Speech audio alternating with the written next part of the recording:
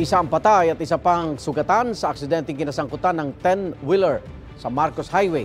Live mula sa Antipolo, Rizal, may unang balita si Mark Macalala ng Super Radio DZBB. Mark! Patay ang pahinante at sugatan naman ng driver ng 10-wheeler na truck na nawalan umano ng preno kaya bumangga sa poste ng footbridge sa Marcos Highway sa Antipolo, Rizal.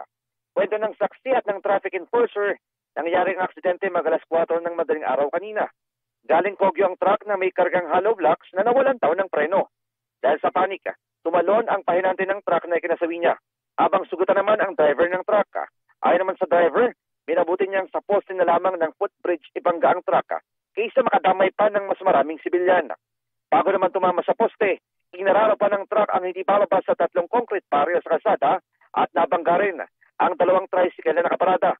Dahil sa aksidente, bumigat ang trapiko sa Marcos Highway. Pakinggan natin ang tinig ng aking nakapanayam. Wala na siyang preno. Pero yung sa tricycle, wala namang nadaga. Wala naman po. Kita ko yung panante, tumalon. Panic, patay siya. Sir, yung tricycle nyo, nadamay ba? Dami yan. Yan ang tinig ng ating mga nakapanayam. Mark Macalala ng GMA Super Radio DZBB nagulat sa unang hirit.